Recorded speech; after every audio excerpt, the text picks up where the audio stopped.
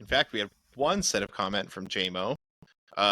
First of all, someone needs to say it. Hold items are stupid. Trying to visualize how an electrode could possibly equip a set of quick claws obviously breaks the immersion. Yeah, I almost quit the game over that. When he mentioned that, I was just like, you know what? He's right. Like, why am I playing this?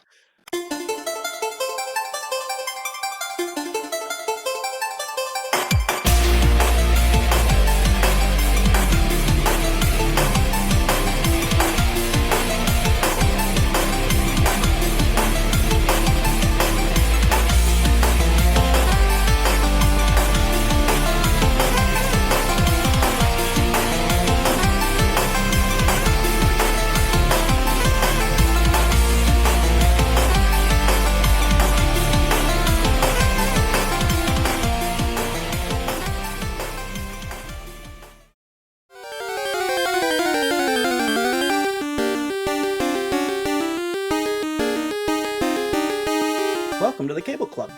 We're a retro video gaming podcast where three guys gotta catch 'em all, and we're linking up to talk about the games you love and rank them. We're your hosts. I'm Steve. I'm Dan. And I'm Don. And this is episode number 28. This week's episode is our second League episode, and the entry is Pokemon Gold, Silver, and Crystal, submitted by Dan. So get ready win. to upload it. What? I'm gonna win. He's gonna win it all. Clean sweep. Before we get into setting the mood, I just want to say that I'm gonna miss the joke of us never having covered a Pokemon game. So thank you for that, Dan. I feel like you just totally ruined it. I don't know. It was fun. Yeah, I enjoyed it. It's been a while since I played it, so I had a lot of fun. Yeah. All right. Set that mood. All right. Imagine it's the year 2000. And you guys just narrowly survived Y2K. Everything is blowing up. The toys market is wild.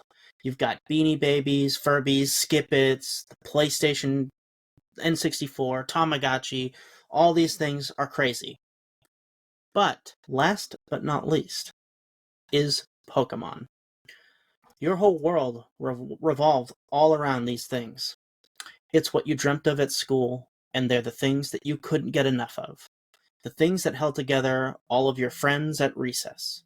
Trading the cards and talking about which teams were stronger, tight matchups and the legendaries. And one of the most iconic things were the glitches. You guys remember like Missing No and all that? Oh, yeah. Dude.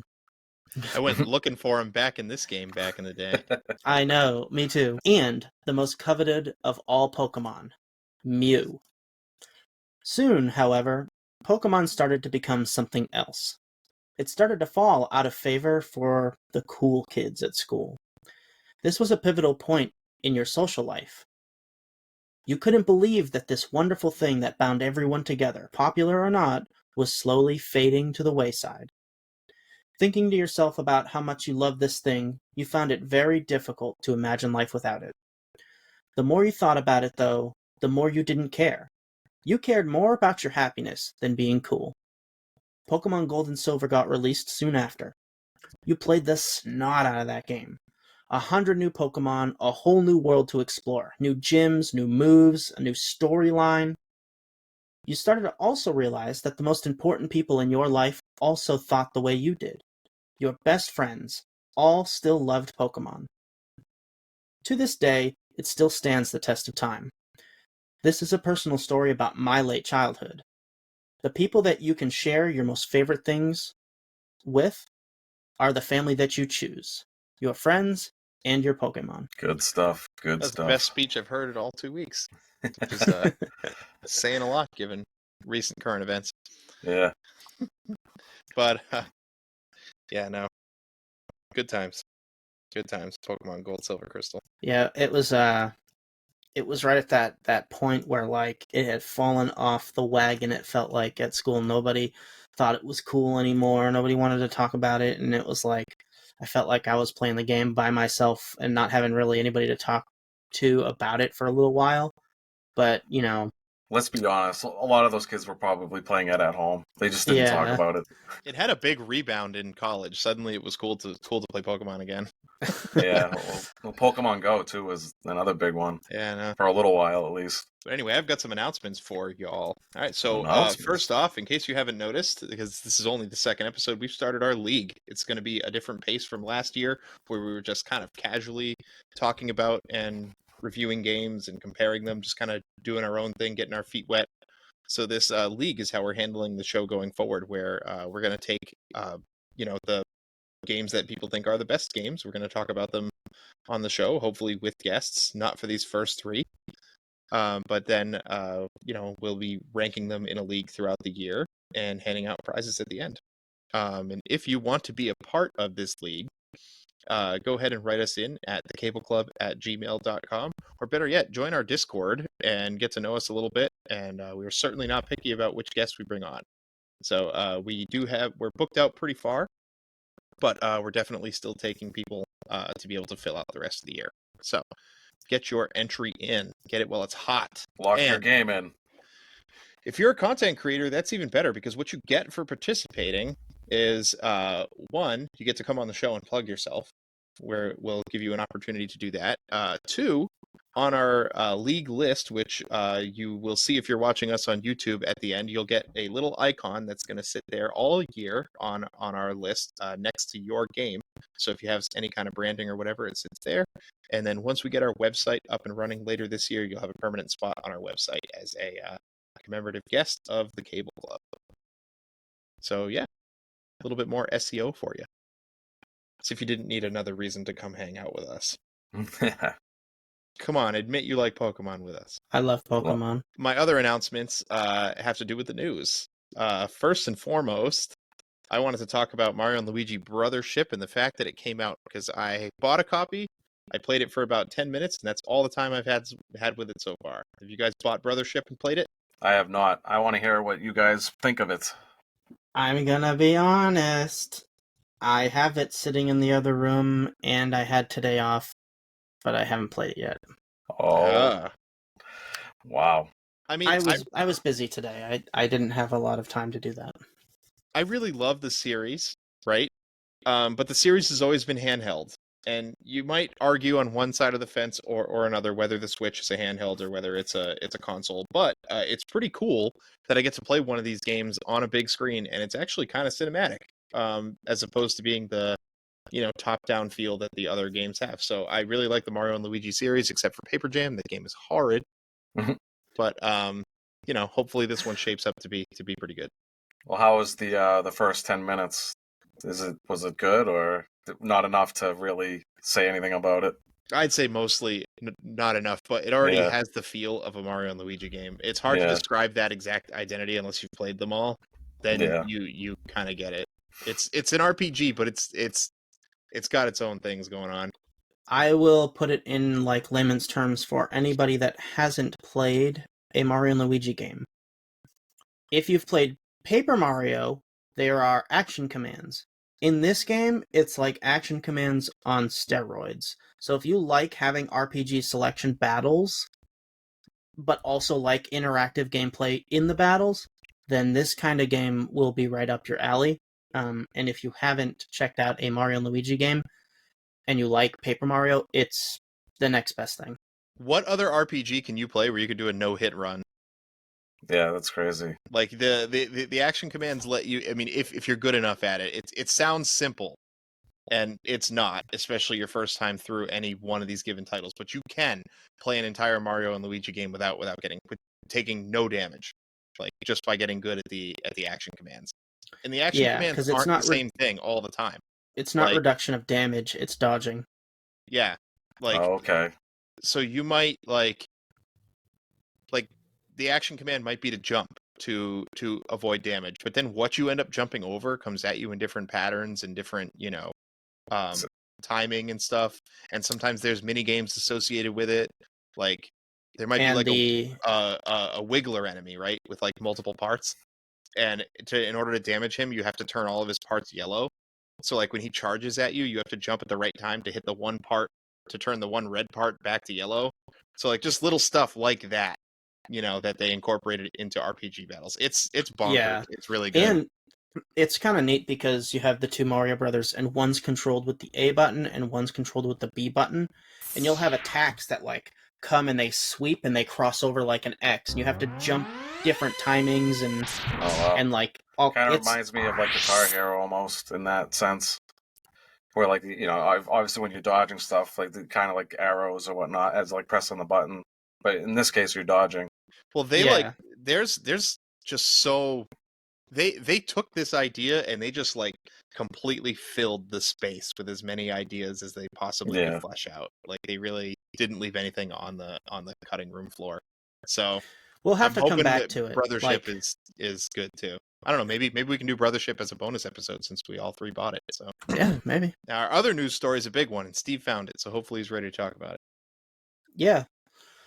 So, just this week, they announced that the successor to the Switch, we don't have a name yet, but Super it Switch. is going to be backwards compatible with Switch games, but there's a Good. big caveat here. We're not sure yet if it can play the physical media or if the online store is going to have digital-only versions of the games playable on this new console. So we're not sure yet if you can play your physical games, but they did make a statement that not only is it backwards compatible with Switch games, but also the classics are going to return on the online for the new console. So that's probably really exciting news for our friends over at the Switcheroo podcast Yeah. that they get to keep doing their thing and it's going to be relevant. Like, that's Right. great news Yeah. for them. Yeah, that's a But huge it's also plus. great news for everyone with a Switch. If there is no way they're going to get away with it not playing the physical cartridges, they'll have to release another model or something. There'll be a full on riot. I'm looking at my shelf over here with like 40 some odd Switch games there, and Switch feels to me like a console where people went ham, and Yeah. and they bought a lot of those Yeah, I games. have over 40 games for my Switch. I mean, they built the DS, right? The original DS had the DS slot, and on the bottom it had the GBA slot, right? And you could like double penetrate that thing with your two cartridges. Yeah. I maybe if the new Switch games are digital only, maybe it'll just have a slot on it for the old ones. I don't know. I'm just speculating, but I can't. That would be such a tease to be like, oh yeah, it's totally compatible, and then they don't give you a way to play it. I'm Yeah. just saying that we don't know. Yeah, well, fingers crossed, right? Right? Yeah. Definitely. Also, I'm not in buying them all news- again. I'll tell you that. Yeah, no way, dude. no. I will just play my Switch. I mean, Yeah, exactly. they also announced that the Zelda movie is still in production. It hasn't been like trash canned, and they said it'll be out by 2030. Oh, wow. That's far away. Yeah, I know. What the heck? People are so upset about it online.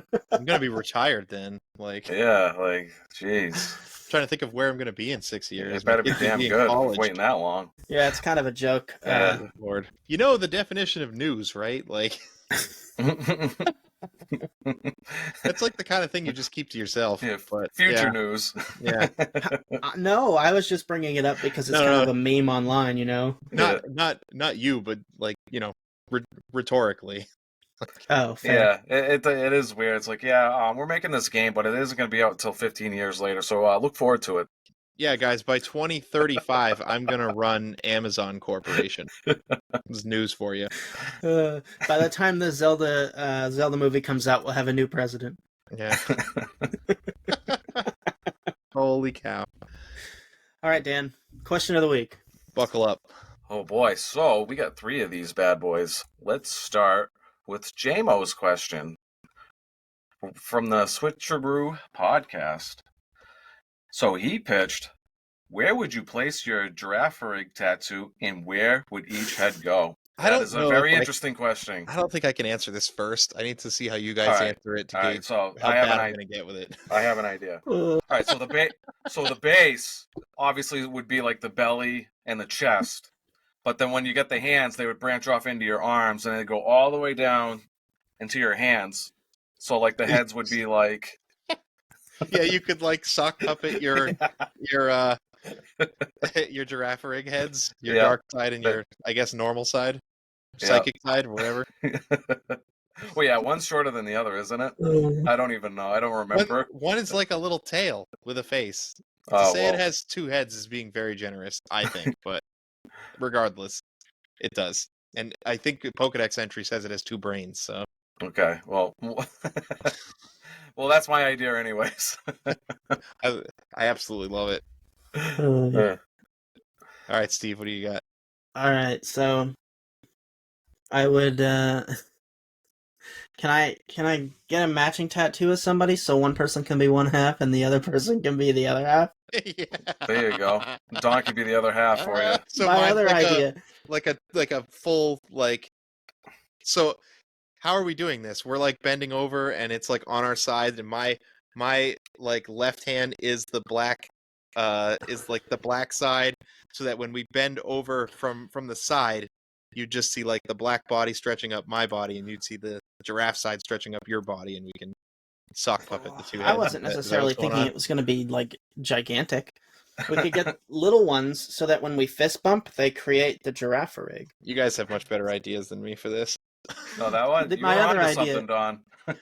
My other idea was an upside down Girafarig as a tramp stamp, so that the black head would be on one butt cheek and There you the go. giraffe head would be on the other. I do like that one. See, that was one of my answers, right? Like Wow. it starts on the front of you, because I think he specified it was a wraparound tattoo, so my bad, I didn't put that in the notes. So yeah, I think if it started on your belly and you turned around and pulled down your pants, you'd have the two heads. So I guess the other low hanging fruit is it wraps around your back and it's like, around your nipples. So get that. JMO, Or thanks for maybe that. it's like around your neck. Maybe. Yeah. I don't know. All great answers. It's Girafarig doesn't look like cat dog, but that's kind of what I'm picturing, right? He's not long. He's a normal giraffe with a tail with a face. So Yeah. like I'm getting cat dog vibes here. Which, if you don't know what cat dog is, you're probably 10 years too young to be listening to this podcast, but go look it up. Good show. Good cartoon back then. Cat dog. All right. So the second question is by Hux. Yeah, he keeps bringing them in. Which Pokemon starter is the strongest of all starters from any game, including Pikachu and Yellow, and every generation currently available? So I don't know if one of you guys want to take this off. I think the highest I've ever been was like Gen 3, to be honest with you. I think I beat Sword and Shield, but I don't even remember the starters in that. Funny you should mention Pikachu in this question, because it's not that one. I legitimately think it's Skeledirge from Gen 9. He's got this, so he's super bulky. He's got like an HP pool that's massive, and he has good defenses. He's fire and ghost type, which is like pretty reasonably good defense-wise, but his real strength is not being slow as molasses, and having a move called Torch Song. Torch Song is an 80 power, which is almost as powerful as Flamethrower fire attack with 100% accuracy. And every time you use it, it raises your special attack one stage.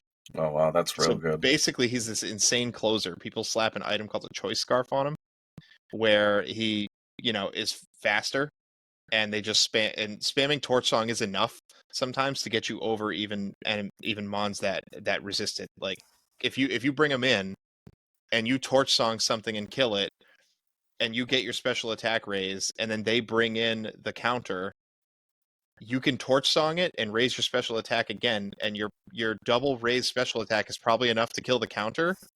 And because Skeledirge is so bulky, he's probably not going to die from one hit coming back. So he's really good, I think.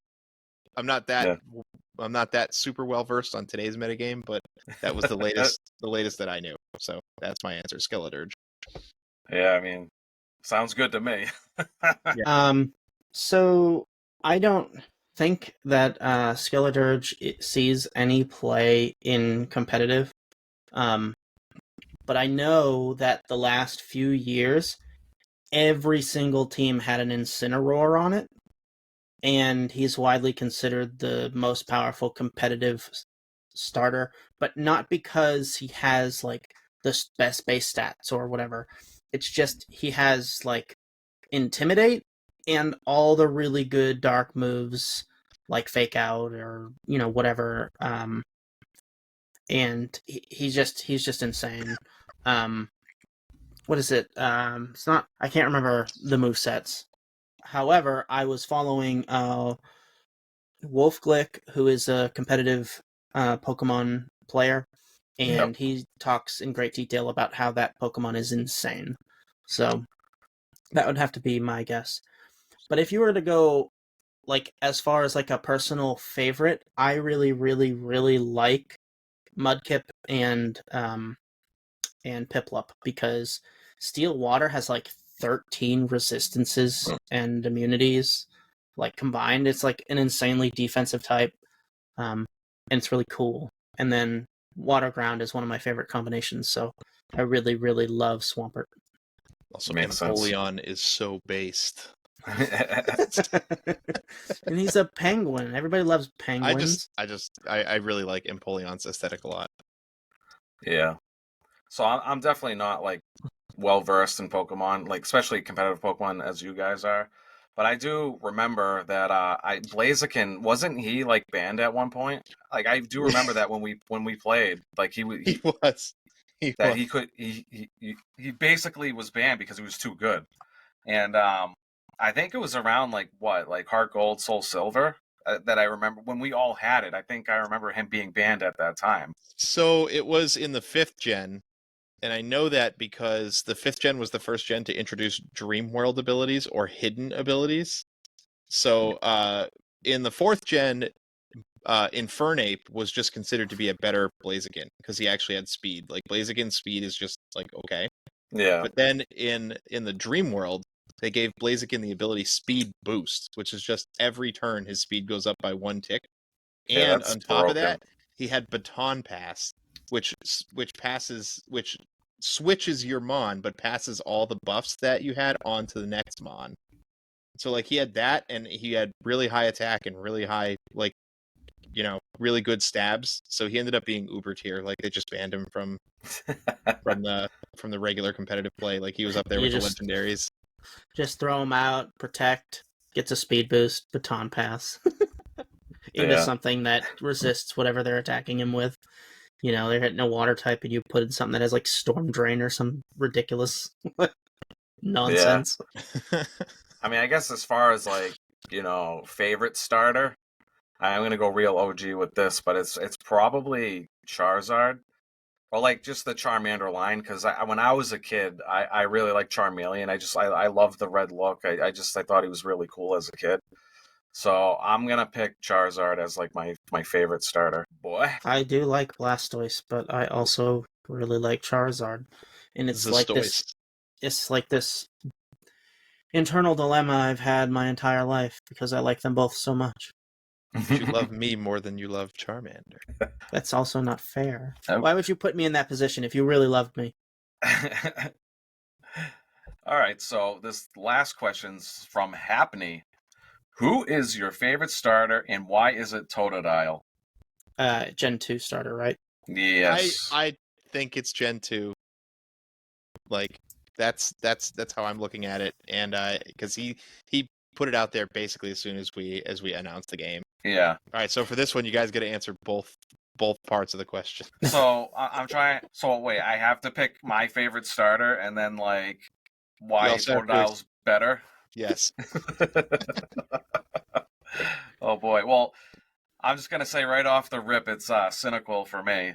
That was the very first one I picked when I had Gold as a kid. So like it's probably a nostalgic answer, but yeah, Cynical for sure. I just think he's cool, especially Typhlosion just looks sick. As far as like Totodile being, what was it, the favorite or the best? I don't know. I guess I don't really know though. Isn't there a lot of water Pokemon in Gen 2? That's exactly why I picked Cyndaquil, because just say something nice about Totodile, darn it. He looks like a killer crocodile. I mean, I guess like out of the 3 forms, his probably looks the coolest. Like definitely. He kind of reminds me of the boss in Mega Man X2. I'm drawing a blank on his name, but he kind of looks similar to that. I know the alligator. one. Yeah, I can't remember his name right now. I know the one. Tell us in the comments what his name is. Yeah. But yeah, he does look freaking cool. I will give him that. And that's my answer. So, for me, the reason that I like Cyndaquil the most is, and I wrote it in Discord too, if you're a part of that, this is going to be reiterative. And it's because there's like no fire types. You don't have like any fire type options until, like, what do you get? Like, it's Cyndaquil, and that's like it for a long time. It's such a Spike answer. Like This- you, isn't you Like- can get Growlithe like- pretty early, right? you don't have like a real favorite. You just want to win the game. That's how I play. I'm a murder hobo. Like What do you want from Like, me? it's my I'm not favorite attacking your because character. It's the best. It's like, So? come on. I don't know. All right. My favorite actually is Totodile. And he's the best because he's the water type, obviously. I've always liked the water type starter until Gen 4 when I switched teams. I think Infernape was my favorite starter in that lineup. And then I started to gravitate around a little bit to different gens. Although I went back to water in 5. I like Samurott. Samurott's cool too. But no, Totodile, the water starter, I love his little hyperactivity thing going on in the anime that he's just bouncing around. So No, I love Totodile's and for alligators aesthetic. I'm not as big on Croconaws aesthetic. I think he looks kind of like a caveman. It's weird. Yeah. But like the other two definitely look super cool. I think Totodile is cute as shit. I like Totodile a ton. But like when I'm playing through the game, I just like to have a fire type, so Paranoid Theory, I think Game Freak was trying to get the Charmander players to switch over to the water side. Because like he really has that Charmandery aesthetic going on. They gave him Scratch, you know. I think they thought that he was going to be this game's Charmander. Yeah, it's definitely possible. So those are our answers. How about you? Hux says, why was it Totodile? Back in elementary school, before Steve or I had ever met Don or Dan, before Gen 2 was out in America yet, Steve got his hands on a Japanese pack of Pokemon cards, which was like scandalous back in the day. You got, Wow. like a Jap only, game or something. Everybody was like, "Oh, that's so cool," and gave me a Japanese Totodile Pokemon card for my birthday, and I was in love ever since with Totodile. I was in love with Steve much earlier than that, he says. Nice. Lobaka says, well, Totodile sounds like Chocodile, and those are delicious. Good enough answer for me. Lysianthia says, mid evolutions are where you really judge, in my opinion, for Gen 2. Quilava is forever a favorite. Makes no mention of Totodile in his answer. You're disqualified and you're being watched, Lysianthia. I'm just curious as to why the middle stage. I heard someone else explain this too, and they were like, in Gold and Silver, you spend a lot of time with your mid-stage evolutions, just because of the way that the game is set up. It supposedly, I don't know how true this is, but it was designed that way on purpose because I guess in the first games, people felt like the mid-stages were just like super rushed through. Like you had them after Brock, and then basically after you were done with Surge, you were probably fully evolved before fighting Erica or close to. So. Not a lot of time spent with the middle edge. That's 3 out of the 8 badges, though. Right, but in this one, you can get all the way to like the 6th badge. Really, like you should be probably fighting Chuck, with the mid evos, and he's badge 5. And if you're playing Chikorita, who evolves the latest, you'll probably even get all the way up to Pierce with it, or at least through what's her name, Jasmine. I think the base game is it's set at a lower level too, isn't it? Like because it is. Yeah, because I know, like, I think, like, Lance's, like, highest level is, like, 50, and I know Blue is, like, in the 60s, I believe. Another reason I like Totodile, because you get your for alligator at 30, so you don't spend a lot of time with any of that nonsense. We also ran a poll in our Discord, for what it's worth. 11% of people said they like Chikorita, which was one vote. Congratulations. 2 people said they actually like Totodile. That's the real boo here. And 6 of you all said you like Cyndaquil. Whatever, man. You fire starter people. This is upsetting me. We should just get into the game, guys. You want to start talking about Gold, Silver, and Crystal? Yeah, let's get into it.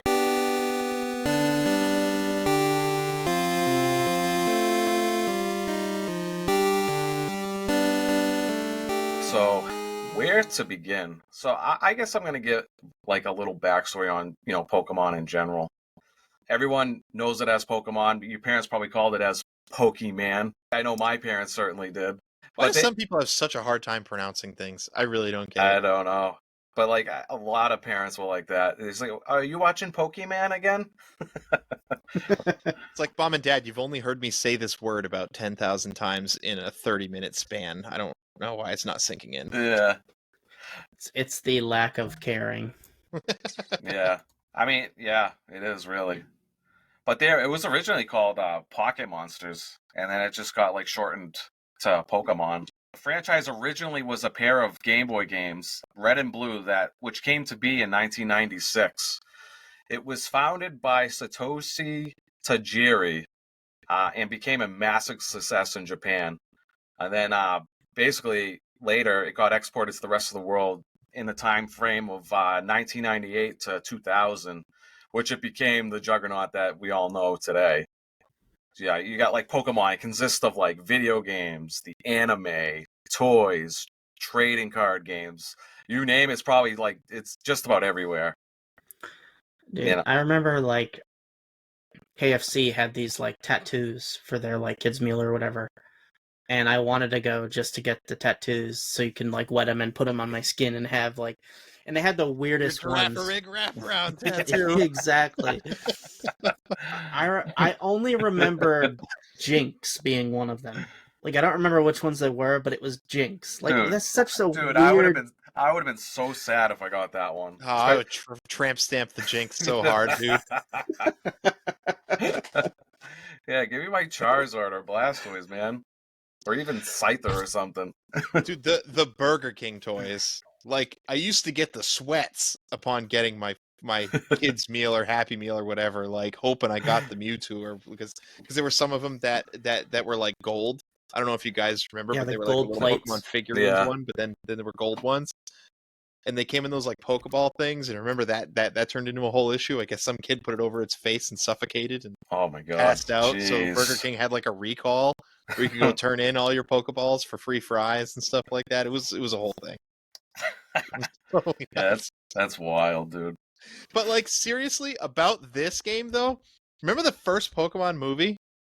Yep. Yep. Like, so this was a time when like rumors were flying about around about the first game, where like you could give a level 100 Dragonite or rare candy in a certain spot, and he would turn into Yoshi, or you could go push the truck to get Mew, or there was like this Pokemon that you could really hard to find called Peekaboo. So we were sniffing around for new Pokemon back then. Pokemon movie comes out. Ash fights this like I think he was like a sailor or something, like legit like a sailor from the game, and this guy throws out a Dawn fan. No, which, he's like a biker. He's got the bandana. oh yeah, like okay, whatever, but like he throws out a Dawn fan, which none of us knew was a Dawn fan because Dawn fan was not in the first game, and Ash just casually fights it. Doesn't say a word. Nobody says anything about this creature in the Pokemon world that hasn't existed yet. Yeah. Well, not only that, but they had the Pikachu's tropical island at the beginning of that movie, and there was like Meryl in it. Yeah, it was just teasers for the next games, I guess. I don't know. Well, it was in Japan, which they're probably already out. Yeah, that makes sense. Yeah, so obviously, we're gonna talk about the video games. They're turn-based RPGs with encounters and trainer battles. The view is like a top-down perspective while exploring the game world. It's a monster capture RPG. Dan. Yeah, it's a genre. Yeah. I'd say mostly defined by Pokemon. They defined it pretty much. Yeah.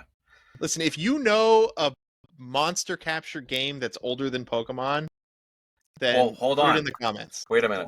I have one. I don't know if it's older, but what about the Dragon Quest monsters? I don't know what's. No, it came out after. Was it? Yeah. Yeah, you're probably right. But anywho, obviously you travel the world, you explore the Pokemon world, you discover, catch, and evolve each Pokemon species in order to complete the Pokedex. You train a team up to 6 Pokemon at a time, and you have them engage in battles. You earn gym badges, which are like boss battles, and then eventually you challenge the Elite Four, which is like a gauntlet of bosses to become the Pokemon champion. Each Pokemon had like types like water, fire, electric, dragon, bug, whatever, each with their own strengths and weaknesses. And the key was to exploit those to your advantage so you become very potent in the Pokemon world. I mean, that's like the lowdown of what the Pokemon games are. Yeah. But on to Gold, Silver, and Crystal. So, Gold and Silver was released in Japan in 1999, November 21st. It didn't come to North America until October 15th, 2000. And then Crystal was 2000 in Japan, and North America was 2001. Developed by Game Freak, published by Nintendo. Obviously, Gold and Silver is the second generation of Pokemon, which the original only had 151. This game added 100, so it made the total to 251. The game just took the same exact formula from the previous game and just enhanced it in like almost every aspect. You had like better battle animations, a complete color palette, on the Game Boy Color. It wasn't just one single palette color. I would say the music quality is definitely better. A bunch of quality of life changes. The game is decently larger than the previous title. If you want to talk about like after you beat the game, there's like a whole another island you can go to. I am one who believes, and I've played every generation except for the Alola games, that Pokemon every single generation takes the same formula and gets a little bit better. Not like completely better. I would argue that certain generations are worse than others for different reasons, but the base game and how it plays gets better every single generation. Yeah. And like Gold and Silver, I feel like started that because like it has things like, oh, put a item in your key items to select, and now you don't have to go into your menu to get on your bike all the time, or Right. walk up to a tree that you can cut, and instead of going into your menu, you can just talk to the tree, and if you have a Pokemon with cut, it'll cut. The same goes with Surf and Strength, right? Yeah, that's like falls under the quality of life changes. I really liked that. And then like good. Obviously new mons, but one of the things that spoke to me as a kid was that the back sprites actually looked like the Pokemon that they were supposed to be. Like some of the back sprites in the first gen are so scuffed. Yeah. Yeah. Nidoking comes to mind. It's just like very. I think it was Nidoking. It was just very hard to picture. Or Arcanine was another one. It was just you had to use your imagination. It's a lot better in this one. And Pokemon had colors in this one. Yeah. So this was like around the time that Game Boy Color came out. And I don't know why. Gold and Silver get listed as Game Boy Color games. I don't know why that is, because they are compatible with the Game Boy Pocket. If you know the reason, let us know. But it's one thing that's always bothered me. But they had color in the yellow version, but they were just one solid color. But in this game, they can assign up to 3 colors to the sprite. So the Pokemon actually looked like they were the right color, which, if you were a fan of the anime back in the day, or you played Pokemon Stadium, maybe it irked you a little bit playing some of the older games and not seeing the colors that you started to associate with Pokemon, Right. I wanted to point out that in Gold and Silver, it's a lot different, like thematically. So in Red, Blue, and Yellow, you're in the Kanto region, which is based off of the Kanto region in Japan.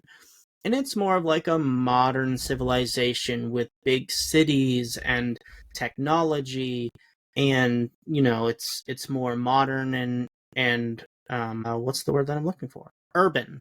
Lots of cities and streets and things.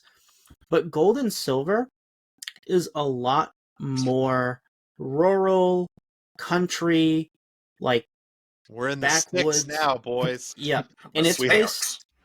We hunt bugs and we raise cows. Exactly. It's based off of the Kansai and Tokai regions of Japan. Lots of like important shrines and old architecture, and it's just the whole feel of the game is slowed down, and it feels so much more peaceful and like serene than Red and Blue's hectic, like adventure, crazy all the time. Like it feels like you're constantly on the move in Red and Blue, but in Gold and Silver, it has that feeling of like just exploring, being a kid out in the wilderness type feel. Slower paced. Like, Yeah. and you can feel it in the game. Well, they started to add mysteries, and they started to add, I don't want to say stories, because the first games had a story, but there was other stuff going on, right? Like, you had the main storyline stuff of the rockets and going to get all of your badges, but then there's like the idea that Ho-Oh and Lugia exist, and there's a, I don't want to say religion, but I guess that's kind of what it is. But like from Violet City, where the Sprout Tower is, you get the idea that there's this like sect of monks, right? And you kind of run across the same sect of monks when you start to explore like the Tin Tower where Ho-Oh is, or where the dogs are, and it's all related and adjacent to it, right? And then you get Pokemon eggs, right? And you got like Elm trying to figure out where Pokemon come from, like real like trailblazing science stuff that didn't exist in the first game. There's so much crap going on in this game. Like, I played it with retro achievements this week, and like sometimes retro achievements really kind of tries to stretch it in terms of what you can get an achievement for, and there was 116 achievements for Crystal. That's a lot.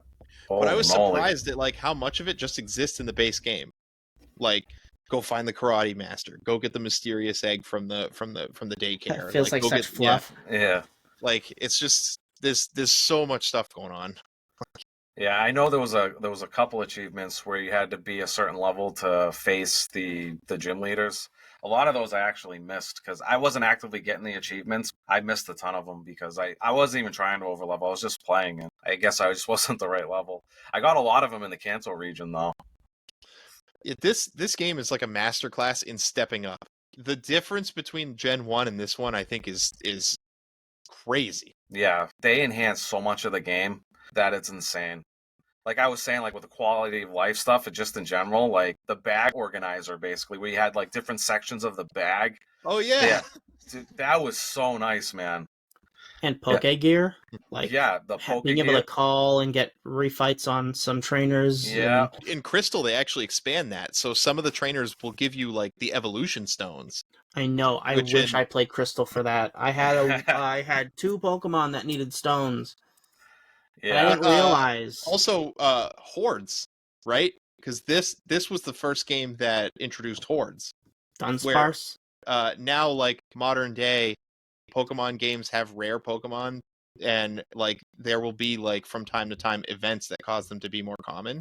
Oh This yeah, game had that where like in-game clock and date. I wanted to talk about that a little bit. Like for the time, like how the Day and internal night. clock. Yeah, like so like you could be playing at like in the afternoon it would be daylight in the game, but like soon after when it hit 6 o'clock or later it was nighttime, and then you would get like different Pokemon that would spawn in different areas. It was just insane. Like, or you had like different events too. Like I think like you could go to the park and like you can catch like a Scyther every Tuesday or something like that. And they just had like a bunch of events like in real life days of the week. There's the Clefairy event.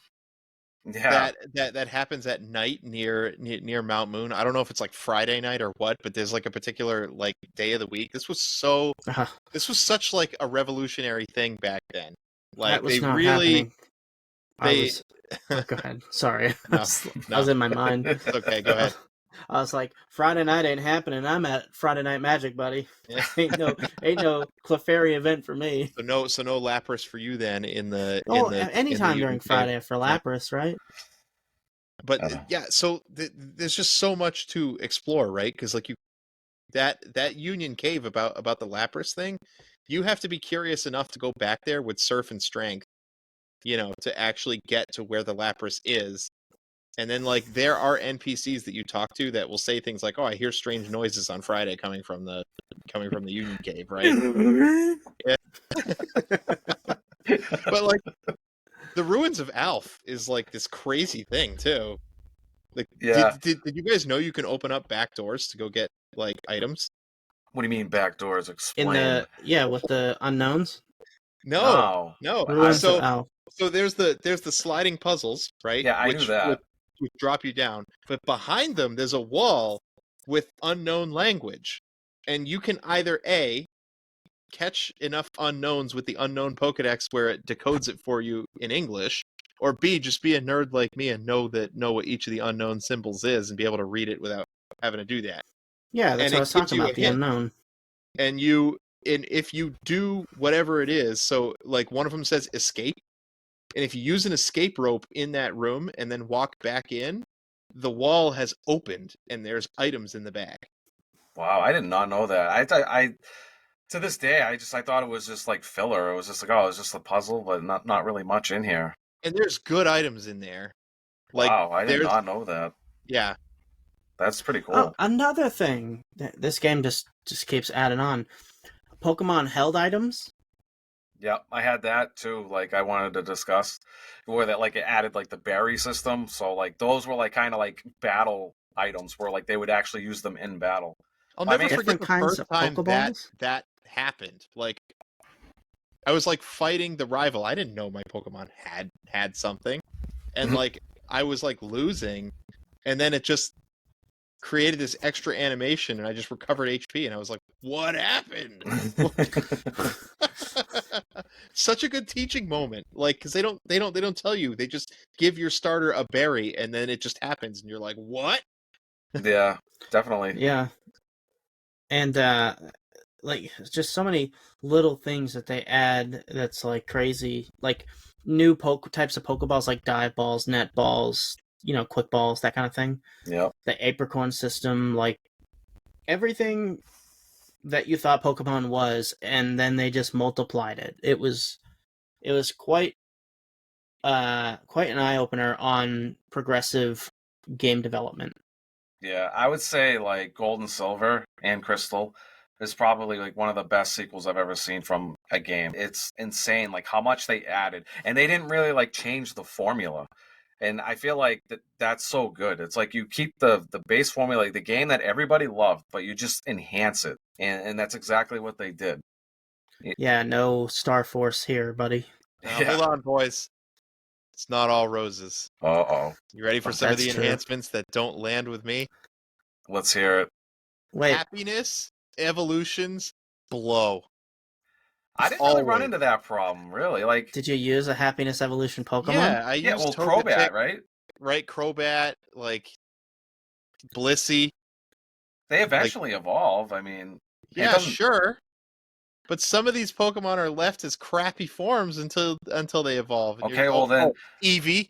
Eevee's a big one. You know you want your Umbreon and Espeon, right? You don't want to cart that loser around until level 35. that Like, come on. loser. Yeah, I've actually never done a full Eevee team, and I kind of want to. I was actually looking at like their point stats, and like, damn, are they like they're pretty beefy? I think it was like Yeah, in those games 525. they are. They are. I was like, Yeah. whoa, dude.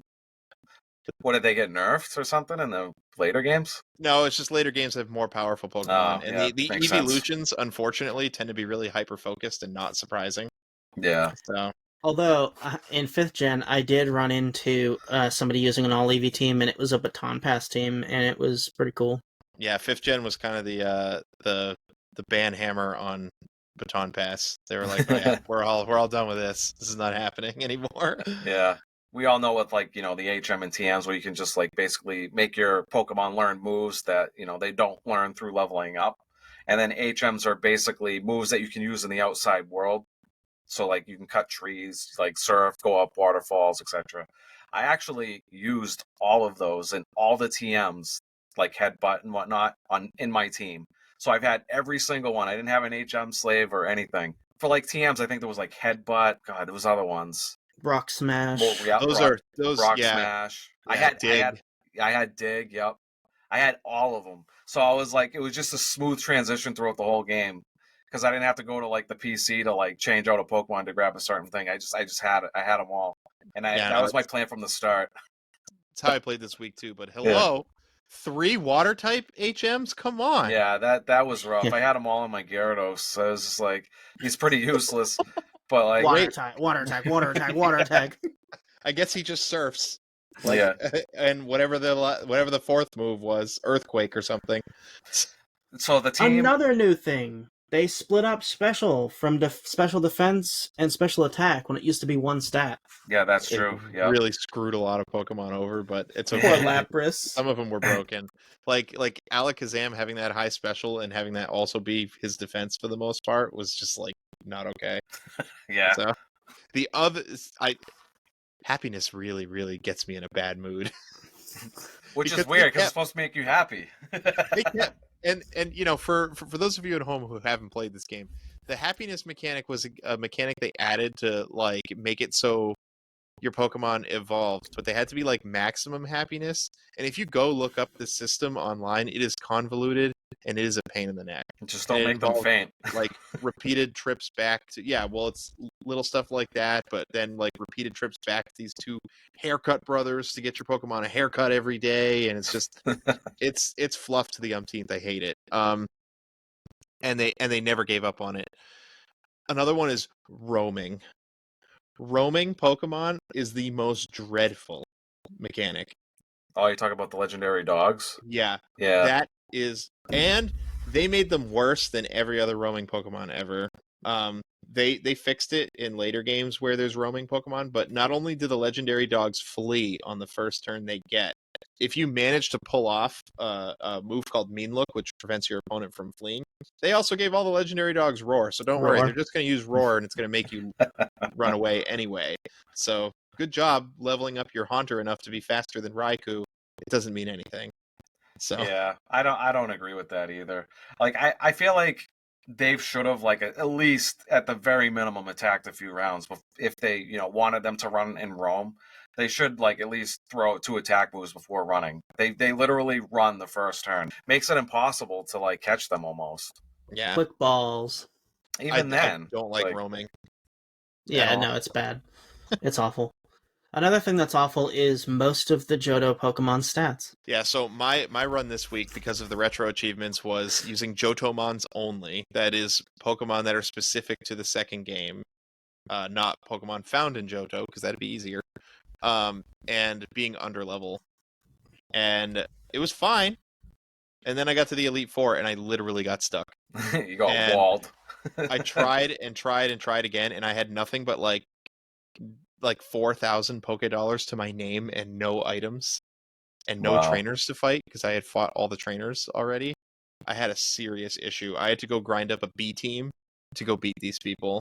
Yeah. Like it was not good. Yeah, do you guys have any favorite Johto Pokemon? I have 2. This week? No, don't ask me about that. So, I love Miltank. I love that Pokemon. Anytime I play Gold, Silver, or Crystal, like it's like always a mainstay on my team.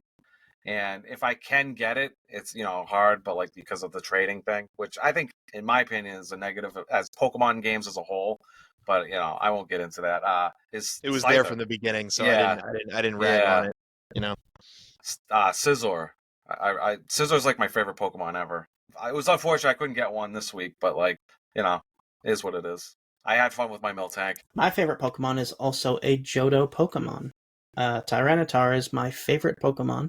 Oh yeah, that's up to this day. Too. Yeah, and it's just he's such a terrible type combination, but he's just so cool, and he's really good. He gets Sandstream later on.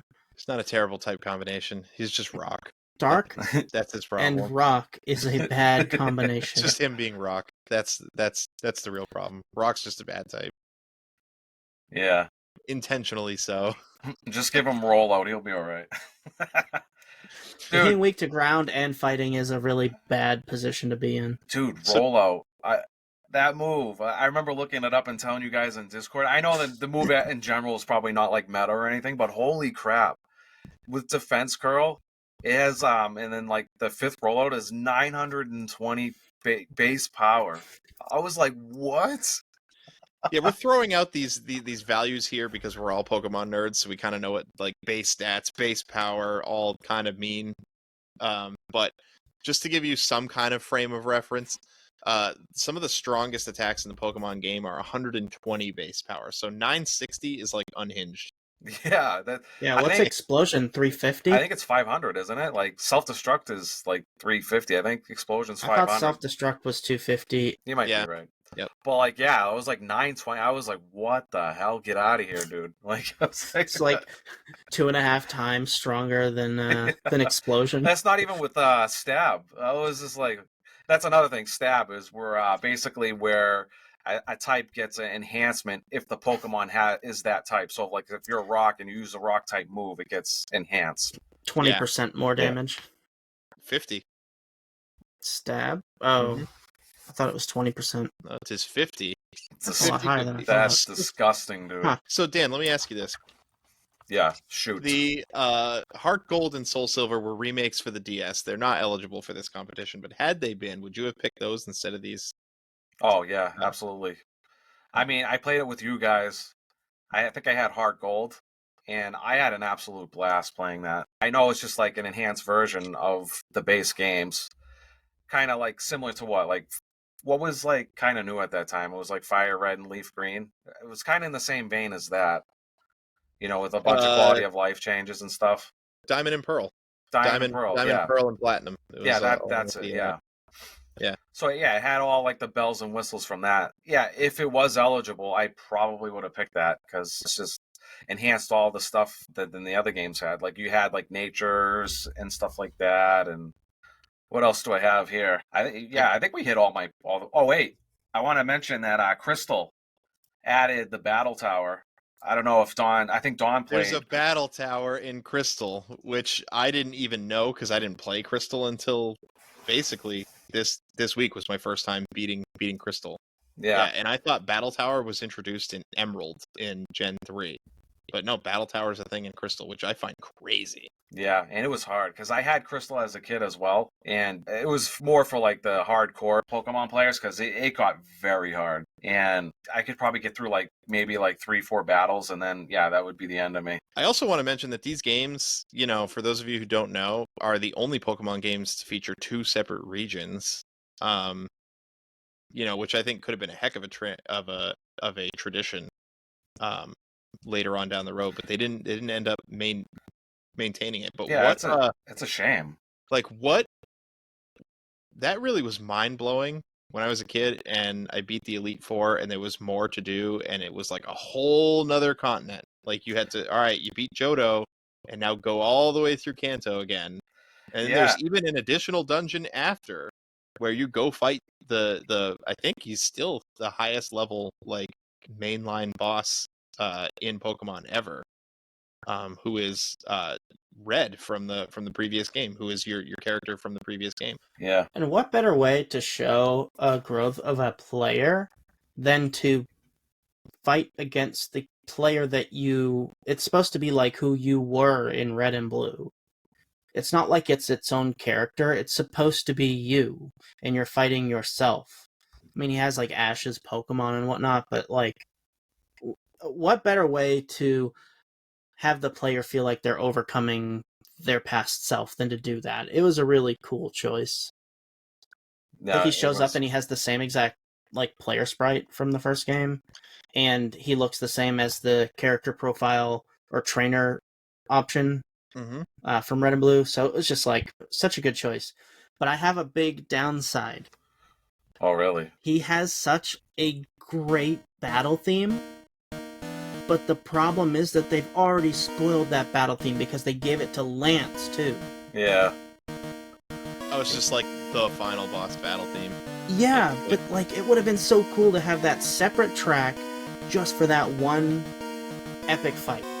And they spoiled it, and it kind of cheapens the fight in that way. Yeah, a little bit. I do agree. It would have been sweet if they made that solely Red's battle theme. I mean, sound was a big deal back then in terms of the space that it took up in the medium, right? And this game is not short on songs.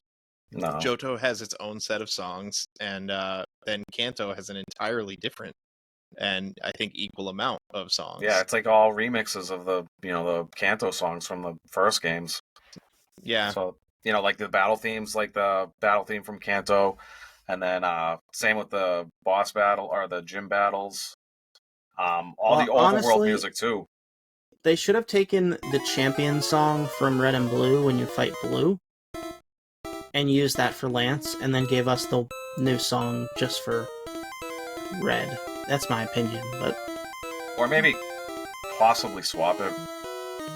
Because, that song came from, Kanto, so I could see them using it for Red for that instance. You know what I mean? yeah, I mean, either way, but Yeah. I feel like they cheapened the song by doing what they did, and it's kind of disappointing because, they didn't give Lance the new dragon Pokemon from the game. He didn't get a Kingdra. He just has, 3 Dragonites now. Like, come on. Rare beats.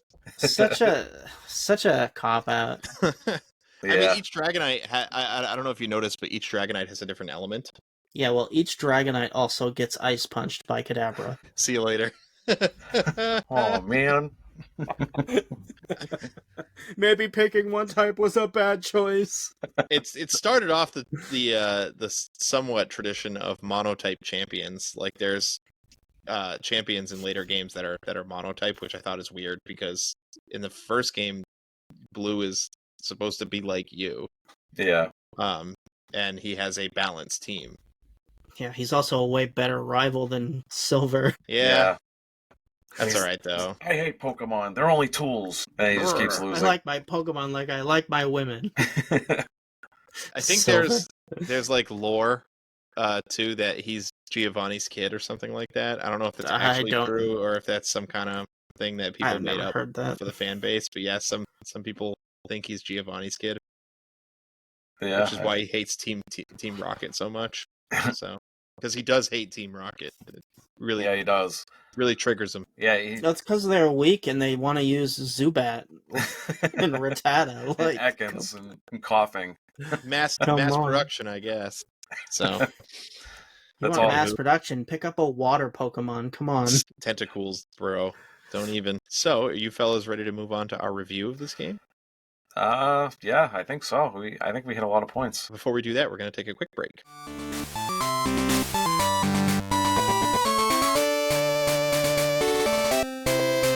So before we get on to our review, I just want to mention that if you've made it this far in the show, that maybe you like what you hear.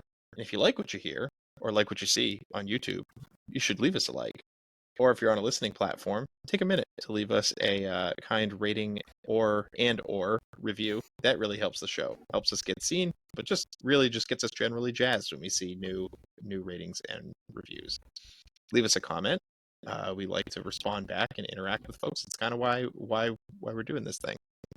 You might also be so inclined to come play with us over in our Discord, where that is like the Cable Club hub, where you really can become part of the conversation, pitch questions of the week, comment about the games to be included on the show. We really want to include your thoughts because I think it makes for a much better show. How about you fellas? 100%, yeah. Yeah. Interaction's always good. Yep. So you can find us on basically any listening platform, but if you are listening to the audio show, check out the YouTube sometime. Dan puts an awful lot of effort into the visual elements of our show, and I think that's something that makes us unique as a podcast, that the visual elements of the show are so strong. You can follow us on Facebook for updates. If we ever have a scheduling conflict or we announce new games of the week over there and launch episodes over there, it's just another place that you want to keep up but maybe aren't ready to commit to the intimacy of our Discord. It's retro game time. All right. And with that, let's get over to our review of Pokemon Gold, Silver, and Crystal. Boys, I want to start off with, did you beat it? Oh, yep. I beat the Elite Four, and I beat Red. Smacked him around. No, I'm just kidding. I did beat him, but he smacked me around for like 5 times before I actually did win. So I finished the game, beat Red. He beat me the first time, and I beat him the second time. And it's because I don't remember which Pokemon it was, but it used like Sand Attack or something. And I was too stubborn to switch, and it started setting up on me, and it was bad. Oh dear. He brought strategy to this game. So Yeah. I beat it. I beat the Elite Four. I did not beat Red. Do I also get a point still? Yeah, I would say you beat the base game. How far did you get in Kanto? Or Kanto? I keep calling it Kanto. I don't know why. Kanto. I don't know why people mispronounce things sometimes. 4 badges. Yep. Yeah. Okay. I'll take it. As far as my review of this game, playing it now in 2024, I think I had a more enjoyable experience playing this game than I did playing the DS title, or that I do typically if I try to go back to the DS title. And for one, I think emulating DS sucks. Yeah, I could get behind that. But the Gen 4 games, I think, are so slow. Like, they really just take their sweet ass time with, like, all of the animations and the health bars ticking down and everything else. Like, it just really makes it a very, very hateful experience for me to play that. But I could play this one on my emulator, and I'm not sure if it's a tick in the positive or negative overall. I guess we'll find out. But I could just speed the sucker up whenever I felt like it, and I had a pretty good time doing it. And I got retro achievements, Yeah. which really, because I've played these games 1,000 times, but retro achievements made me play the game in a different way. So I had a lot of fun. I'm going to be honest with you. Like, I don't think I would have finished the game, or like at least beat Red, if I didn't, use frame skips. Yeah, I think that to rate this game, I think it is not fair to use frame skipping as a positive, even though it makes it better. Like, I know you can do it if you emulate it, but if you were to pick this game up off the shelf and you don't have Doduo or Dodrio Game Boy on a Pokemon Stadium, there's no way to speed it up unless you're emulating. Then go get yourself a Pokemon Stadium and get your Dodrio Game Boy. Because they knew back in the day. They're like, we got to speed this up. This is not even kids have time for this. Do you want these kids to see the end of the game? And like, come on. Listen, this will be good for our ADHD demographic. Anyway, it's really good with modern, quality of life enhancements, shall we say? Yeah. And I use them to catch Raikou, because I was not about that. I just sat there with like the hotkey reset, and I was like, just get in the ball. Just get in the ball. I must have thrown like 120 Pokeballs at it, but it was over the course of only 5 minutes. Yeah. We want to know why you didn't finish the game. You sitting there throwing Pokeballs at Raikou? Yeah. Oh, no, I caught him with a Pokeball too. Yeah, I was struggling with Lugia in my playthrough. So I didn't use resetting, but I had like 50 Pokeballs and like 10 Ultra Balls. Save states. It wasn't a reset, bro. And I saved like in front of Lugia, and I think the third reset of like going through all my balls and Ultra Balls, I think I finally did get them. But it was aggravating because I was like, just get in the ball, dude. I gotta beat this game. Get in the flat. Emulating this game was a lot. I'm like you, Don. I beat this game a lot. Like, not as many times as you, but probably 8 to 10 times, like all the way through. Played this game a bunch. Emulating it was the best experience I've had playing it because of all of the quality of life things that come with an emulator and RPGs in general that are slow. And Pokemon Red, Blue, Yellow, Gold, Silver, Crystal, all slow. So it was a lot more fun to me than I expected it to be, but I think a large part of that was because of the fast forward, really. Yeah. I agree. It's sad because you miss out on some things, because even though we live in this era where emulators have been around for a while and there's been a lot of real thought work put into them, there's still like no good framework to trade with your friends online or battle with them. I went looking for like the first week to try to find a clear-cut solution. There are solutions. I'm just not smart enough to do them, which is kind of sad because, coming off the back of us playing Melee last year. Yeah, it's probably not as simple as that, huh? But no, apparently it's not. From what I can gather, the coding having to do with how the link cable operates is just so, finicky that I guess there's just no real way to do it online. Well, yeah, that's a shame. Or at least no way that's simple enough for the average person. So it is kind of a shame. Yeah.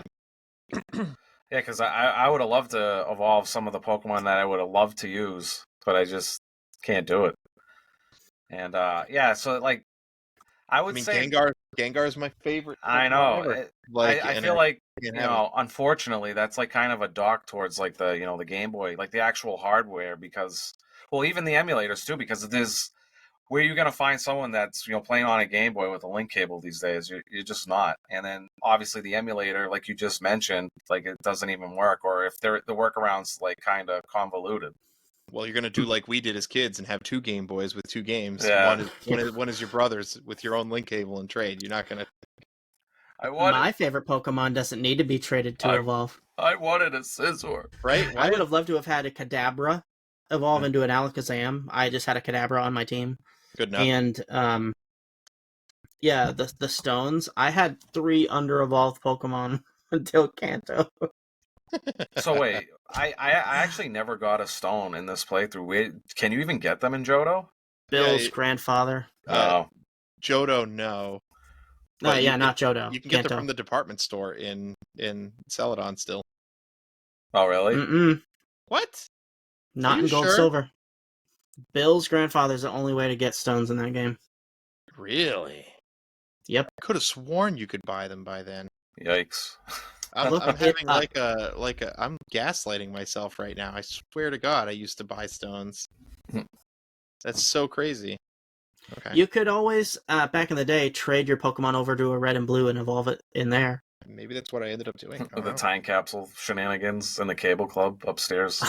No, you can definitely buy the stones because I had a full EV team back in the day. Let us know in You the can get comments the who's right. stones, but you have to talk to Bill's grandfather in Cerulean City. So nuts. Okay. So how do you get them from him exactly?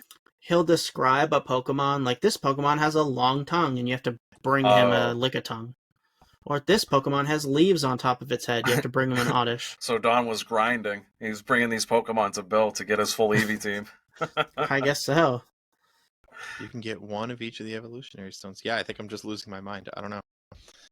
Well, I mean, you said you played Okay, this fair game enough. like hundreds of times, so one of these playthroughs you had to have gotten them all the stones from Bill, I would imagine. Yeah, I think I'm just going crazy.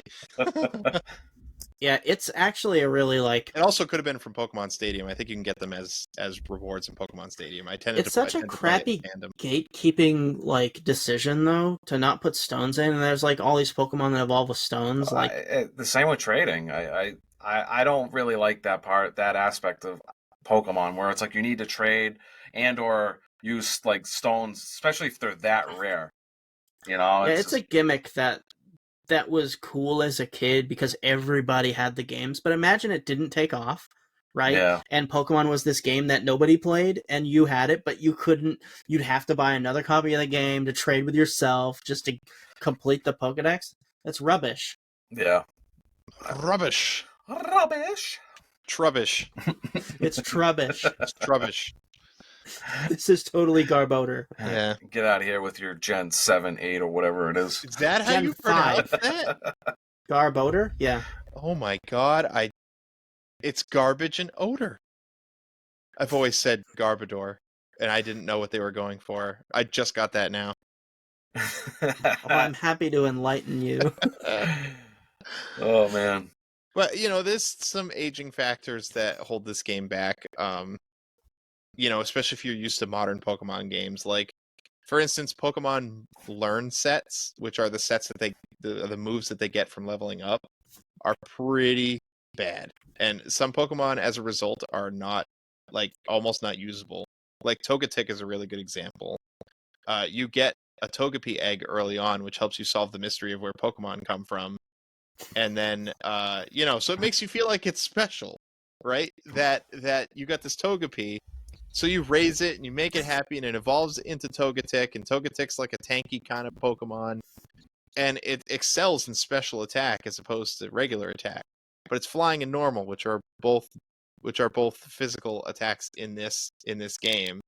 And then you get there's like no special TMs in the whole game, guys. Like none. Until way later when you get like Psychic, or if you spend all your money at the game corner to get like Fire Blast. But Fire Punch, Thunder Punch, and Ice Punch are special in this game. Yeah, but not a lot learn them. Kadabra does, which is really important, but like a lot of other special attackers don't. Well, So like I it's gave weird. Fire Punch to Ampharos, because it has high special attack, and it just needed a coverage move. And then I gave I think it was Ice Punch or something to my Poliwrath. I don't know. I use the punches as my crutch for that because there aren't a lot. You're right. There's not a lot of options, and that's one of the negatives in this game. Is like not only are TMs nowadays reusable, in this game they're not. You use them once and they're gone. And so like if you are playing modern Pokemon games and coming back to this, you're gonna be like, what the hell? It's How am I okay. supposed? Yeah, I kind of How forgot am I? about that they made them reusable in the later gens. So many of the TMs are dookie. Well, So, right, but you get one good one, right? You only get one Earthquake. Yeah, like my like- Rhydon had that one. Faulkner is a flying gym leader. He gives you a ground TM. Mud slap. And that also reminds me too, like with my Rhydon. So I wanted Earthquake, obviously, and I looked at his moveset. He learns it at like 65 or something. I'm like, no, dude, there's no way. He's learning it from the TM. I'm not like I wanted to beat Red at like a specific level, and What level does Rhyhorn learn it at? Because evolved Pokemon usually learn moves later. I didn't look at Rhyhorn, but like, yeah, it was like 60 something. It was something absurd like that, and I was like, I am not doing that.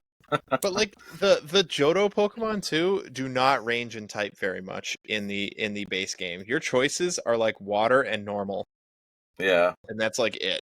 Like, and then there's like garbage bugs, like really bad bugs. Ledian is not Butterfree.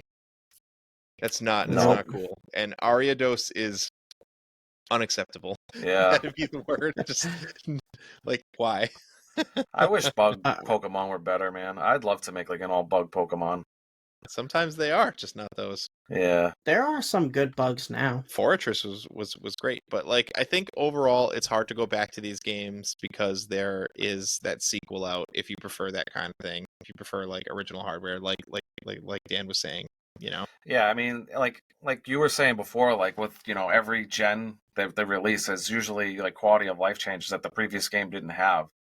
And I will say this, like for the most part, Pokemon has like a good track record of making the games like better as they progress. Like I know like the later gens recently, like some people there's some controversy with those, but like I haven't like I've played Sword and Shield. I didn't mind it. I didn't play like what's the latest one, Scarlet and Violet. Yeah. I haven't played that. So a lot of people are kind of like tired of that same old timey Pokemon formula. It feels cookie cutter now because they've not strayed too far from it in the mainline games. But that's what the shootout games are for, like Legends Arceus and Yeah, there's a new one coming out, XY. I don't know if it's supposed to be different or not, but like Pokemon Conquest.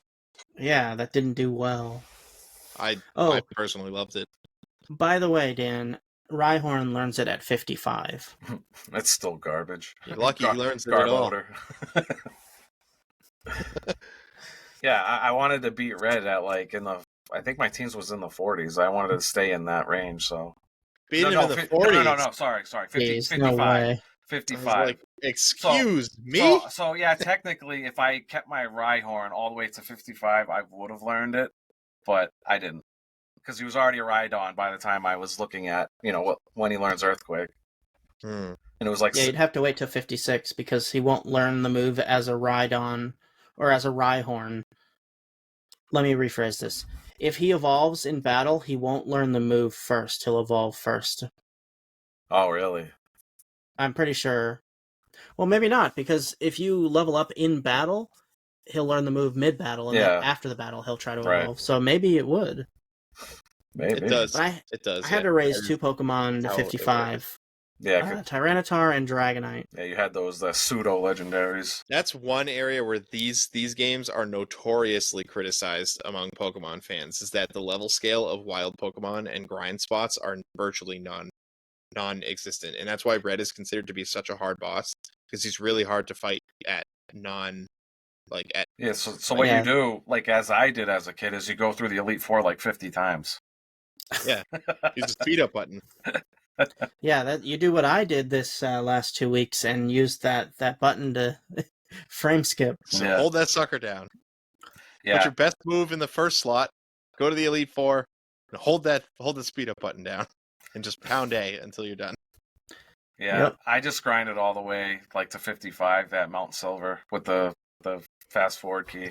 That's what I did, and even then it took a while. I think it took like to get all my Pokemon to 55. I think it still took like an hour and a half. You were doing it so wrong. It's not even funny. You were losing out on money too. Like I can't with what you did there. Yeah, I mean, I could have just went through the Elite Four, but I Could have had I as didn't have many any Fire problems with Blast money. and Thunderbolt TMs as you wanted. You yeah. gave it all up for what? Yeah, I The tried. convenience of sitting next to a Pokemon I Center. tried to be reasonable with the frame skipping. I think I only did like ×5. I don't know how fast you guys were going, but that was As fast as my eyes would allow. it's like zooming. You still didn't finish? I had to go back and raise B team. Dude, I told you. He It got was a walled. real problem. He got walled. I did. If I was not playing with the speed up key, I would have quit. I was like, yep. I guess I'm just up river now. I can't afford max potions or revives. I guess that's it. Because I'm not going to Victory Road and grinding up. I'll tell you that right now. Yeah, you needed that mill tank first, man. That mill tank. Oh, chef's kiss. So he ended up being in my final team. It was Miltank, Raikou, Suicune, Fortress, Jumpluff, and don't remember who the last one was. not Maybe that important. important. Some Pokemon trainer you are. Yeah.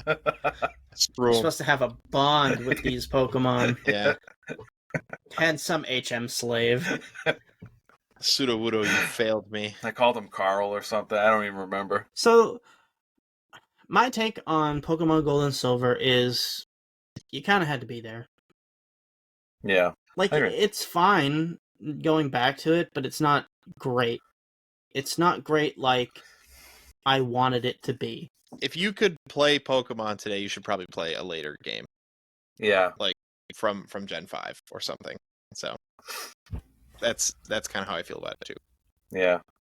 You know, my take, I had a lot of fun going back. You know, it was just like basically it was just a nostalgia trip. I've never played Silver. I know it's not like massively different from the other two, but I did beat Gold and Crystal as a kid. Never had Silver, so I enjoyed playing through Silver. I echo the same sentiments you guys do. It's aged. You know, it does have a lot of quality of life from, you know, the first game, but like fast forward to like Gen 5, Gen 6, whatever, there's just so much more that they've added that it just makes the games that much more enjoyable. I mean, we didn't even talk about it all today. Like there is a lot of crap that is in these games. I'd love to go and actually look at Scarlet and Violet because I actually think that Gold, Silver, and Crystal might give it a run for its money in the side quest department. Because Really? that game's a little bare bones. But like they really added a lot. I think I recognize that now as an adult. I didn't see it as much as a kid. But I think if you were to strip it from all the modern quality of life things like the speed up button, but also retro achievements, I don't think it would have been as fun. But I did have a really good time with it. I think you had to be there, but I think if you were there, you know, I think going back and visiting these games is definitely still pretty fun. Yeah, it is. And then we had so much Discord activity on this game too. Like it was pretty good. We had a lot of people playing along this week. Yeah, we had people like posting their teams, you know, how they beat the Elite Four and stuff like that. It was just a lot of fun. In fact, we had one set of comment from JMO.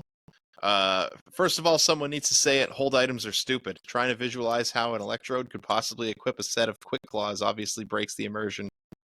Yeah, I almost quit the game over that. When he mentioned that, I was just like, you know what? He's right. Like, why am I playing this? Hard disagree, JMO. I actually think hold items are fantastic. They have are. a really important element to Pokemon. 100%. Yeah, no. Hold It items has a are great. mouth. Yeah, that's true. Right? You know, Imagine if he had the quick claws in his mouth and he started spinning, he'd be like a death ball, dude. Well, see, what happens is Electrode, what you do is you drill and tap the sides of him so it's threaded, and you thread them in like a screw, and the quick claws are on the side. why are you putting quick claws on your electrode? Well, that's Pokemon abuse. He's the fastest Pokemon by several tiers. Why are you putting quick claws on him? Stop it, JMO. Stop it. Stop it. Isn't he like? Isn't like his other stats pretty crappy though? He's just a speed demon. Yeah, Yeah. but regardless, if you're You put Quick Claws on something because you want to go first. You're always going first with Electrode. Yeah. All right. Anyway. All right. So, are you guys ready to rate this one? Put it on the list. Let's do it. Let's do it.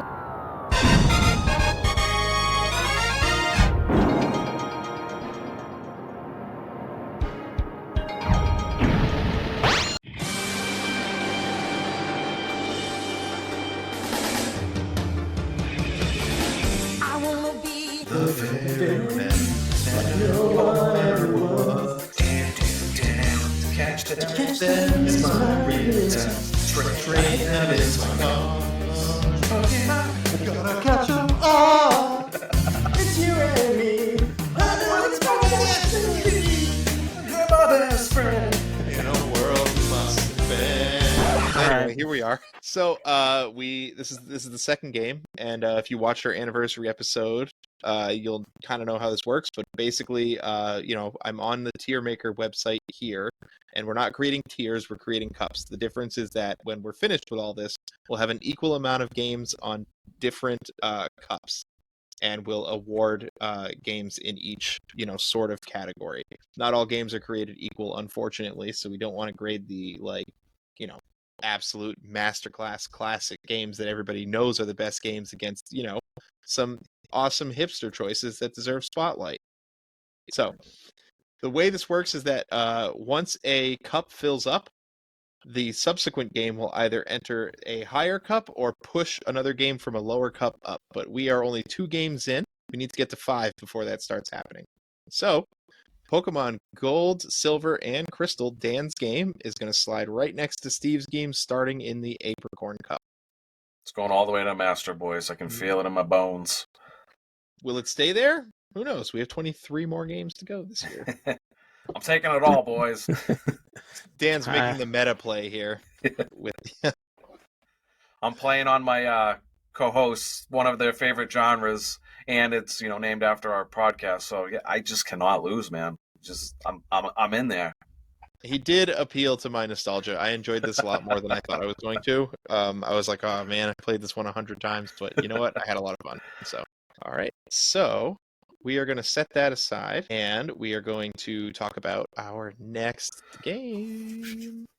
Bring it on. So our next game gets to be picked by me. I'm going to be our last contestant before we start inviting guests on basically every episode. So if you enjoy this kind of intimacy between the 3 of us and you, listener, enjoy it while it lasts for this next episode.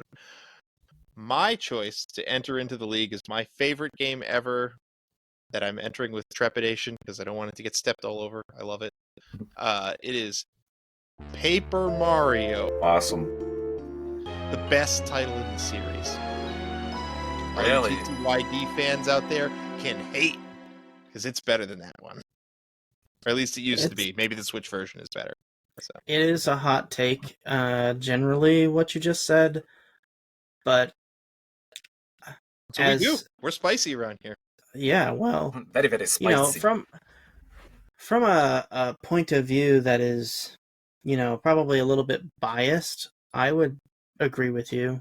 I mean, I don't want to get too deep into it or anything, but I think that, both games are really good. But there's just something about the original that I prefer. I will substantiate my feelings and sway all of you, and TTYD will be left in the dust. I'm looking forward to it. We'll be wondering why they remade that one and not the original. So I haven't played a single Paper Mario game, and I'm looking forward to playing Paper Mario. It's always been on my list. I just never got to play it, and this is the excellent time to actually jump right in. Because I could have picked any RPG. I could have picked Final Fantasy VII. I could have picked like Chrono Trigger. I couldn't have picked Chrono Trigger because we already covered it. I didn't. I picked Paper Mario. It's amazing. Looking forward to it. All right, fellas. Does that do it for today? Game over? Game over. Game over.